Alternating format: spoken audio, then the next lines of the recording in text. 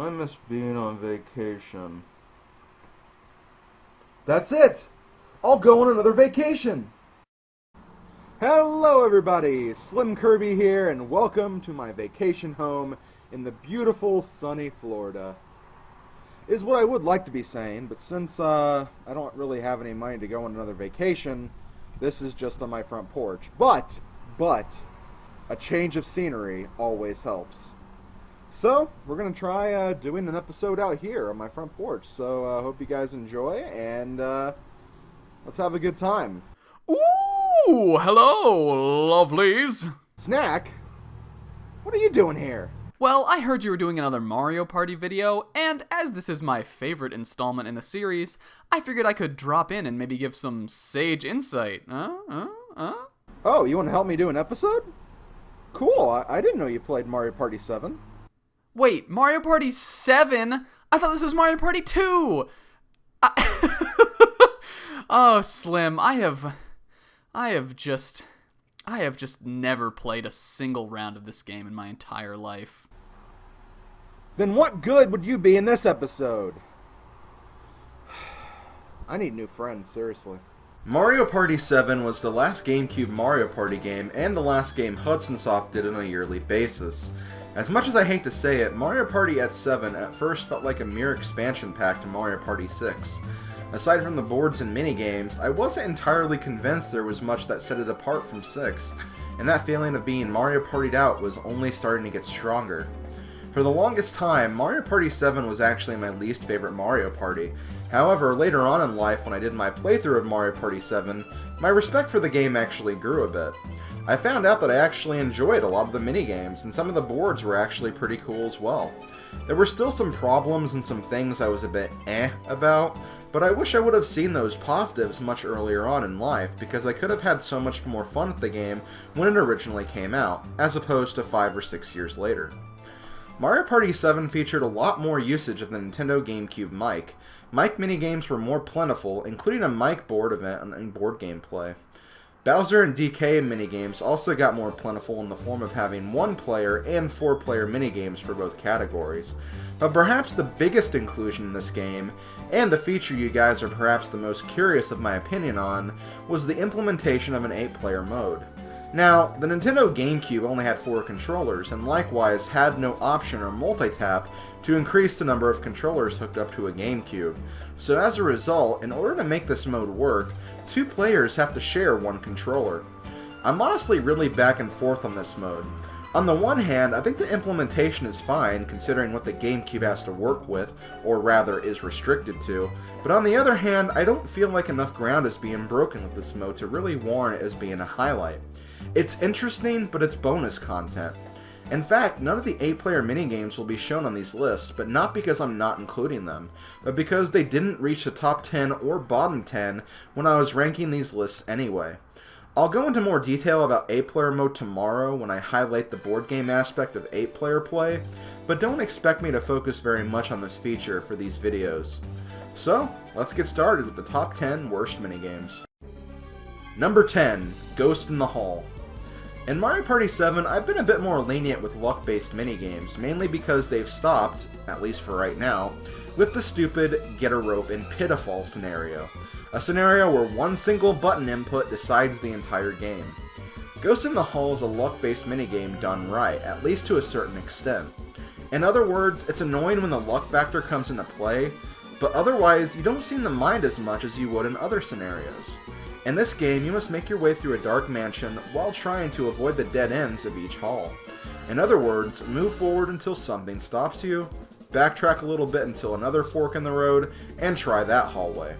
This continues until someone wins. Again, there is that luck factor that kind of pinches at you every now and then, but it doesn't quite bring out the rage of other minigames. Number 9, Montes Revenge. Next up, we have a game that's actually pretty cool in concept, but a bit less desirable in execution. Montes Revenge is essentially reverse whack-a-mole, where instead of trying to smack moles on the head with hammers, you're trying to avoid the moles trying to do the same to you. However, this is not a survival game, but more of a trying to outsmart the built-in AI of your aggressors. You select a hole to pop out of, and whenever you do, a timer will start counting up until you hide your head again or get knocked in the head by the moles. Your goal is to stay above ground for the longest amount of time throughout the entire minigame. My problem with this game is not necessarily because it's a bad game, but more so because it's difficult, and there is a slight bit of dependence on what the AI does. It's so easy for a mole to focus hard on you while one of your opponents gets off scot-free. And those are the things that can be frustrating about this game. Otherwise though, like I said, I do really like the idea. Number 8. Slaughter Whirl. Bowser and DK minigames are epic contests of persistence and endurance, and while the solo minigames are on a much smaller scale, there are a few of these minigames I do like. In fact, this might be my least favorite one that I'm actually going to cover right now, and from the look of it, you can probably understand why. With that being said though, there is a small catch that makes this somewhat luck-based minigame at least somewhat tolerable. In this game, you have a time limit of trying to match a key on all 3 wheels of the slot machine. If you fail, you have to try again and again until you get it right, or you fail the minigame completely. The good thing about this game is that you control 1 wheel at a time, and once you get the first wheel, you don't have to worry about getting it again. You just have to keep on going until you get all the wheels down pat. And honestly, I do like that, but it's still essentially just watching a slot machine, which is kind of boring in retrospect. Number 7. Track and Yield. In this game, Mario and his friends are running on a treadmill with a pit behind them and hurdles coming toward them on the treadmill. Your goal for this game is to be the last one surviving. Now, while this game does remind me of Hot Rope Jump to an extent, it's definitely not a lot harder to keep up the pace on this one. You have to remember that the hurdles are coming towards you, and you are running towards them, so your jump has to be accurately timed if you want to make it over the hurdles. What makes this difficult is that some hurdles are electrified, and if you touch the electricity in any way, you are not winning this game because the shock will stun you for long enough that you will fall into the pit behind you. So sometimes you need to take a moment to readjust yourself to clear the jump, because if you don't, you may either jump too late and run into the electricity, or jump too early and land on top of it. Overall, once again, it's not a bad game, just kind of awkward to play at times. Number 6. Bubble Brawl. I love a good free-for-all Brawl minigame as much as the next guy, but I'm not sure how to feel when the Brawl takes place in a giant bubble, with pseudo-swimming mechanics being involved. You must be the last player remaining in a game where you must punch your opponents until they are pushed outside the bubble. That's pretty much it. Because of the way this game works though, you can punch opponents in pretty much any direction, which opens up the doors to a lot of first-to-punch win scenarios. That's really my only problem with this game. Otherwise, what you see is pretty much what you get. You know, if Mario's idea of a vacation is being chased by ghosts, or giant moles with hammers, or having a giant death match inside of a bubble with his friends, or going to Isle Delfino to get arrested, or going to an island filled with dinosaurs... Jeez, remind me to never go on vacation with Mario. Number 5. Battering Ram. I think of all the Mario Party games, I feel like Mario Party 7 had some of the worst team minigames, but keep in mind, I still have to go through Mario Party 8 and Mario Party 9 for these lists, so I could be mistaken on a few accounts. One of the minigames that comes to mind is Battering Ram, a team game where you and your partner must navigate a giant battery through a bunch of narrow corridors. These corridors are so narrow and are situated in a way where in order to take it in one direction, you have to situate yourself where you can straighten up the object in the direction of the next hallway, because it doesn't bend or stretch along the turns.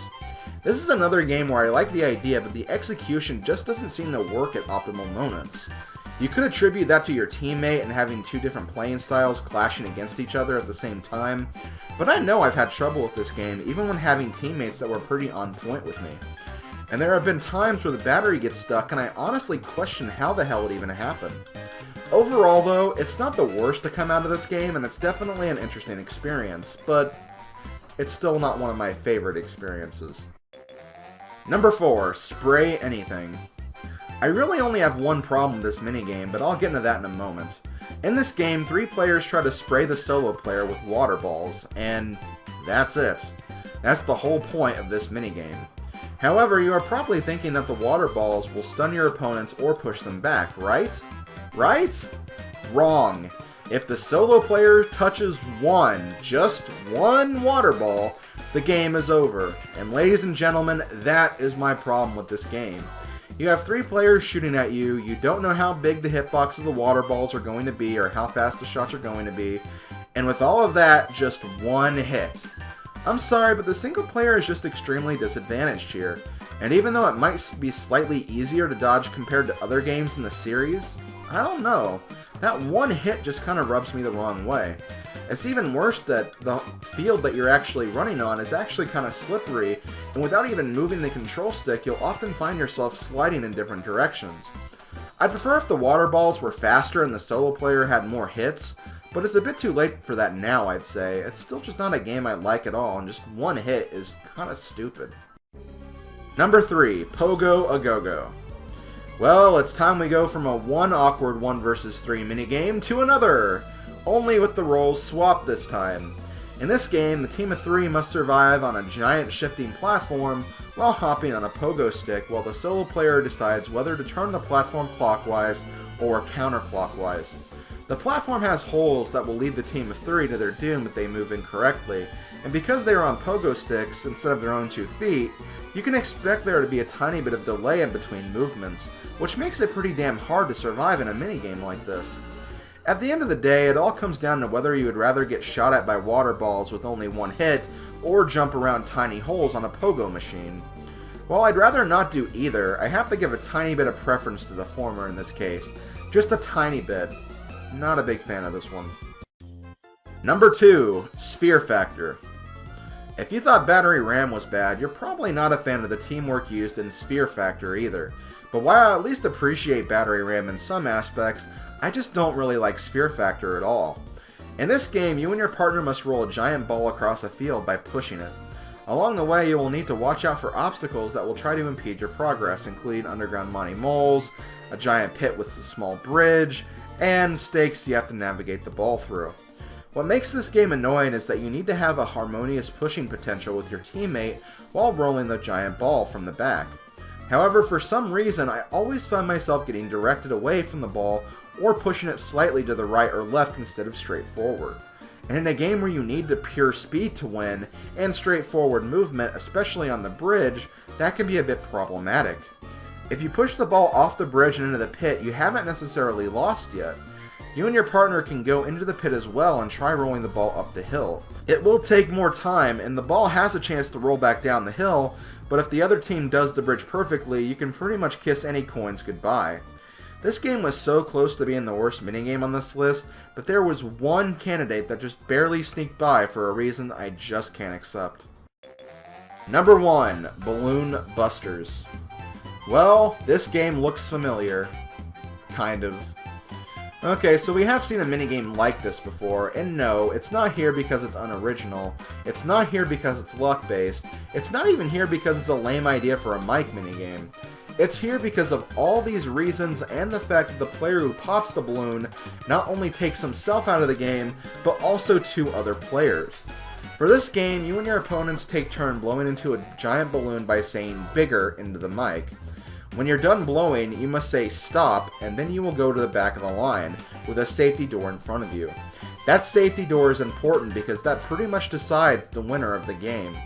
The winner of this game is not so much the person who pops the balloon or doesn't pop the balloon, but the person who just narrowly escapes popping it. So, the person before the actual popper. In other words, you want to fill the balloon with as much air as possible without popping, and then retreat to the back and hope you get lucky. This game always seems to end up the same way, with each person only expanding the balloon one time before going to the back. And that is just... It's quite easily my least favorite minigame in Mario Party 7 for the sole reason that you can achieve the goal of this game of not popping the balloon, but still lose because of someone else. That's just lame. You know, I think it's time we sit back and listen to some nice vacation music. Not that one. Not that one. Stop with the sunshine music. Damn it, Eric. Okay, that about does it for the worst list, but now it's time to move on to some greener pastures. I'll see you guys in a bit for the best list.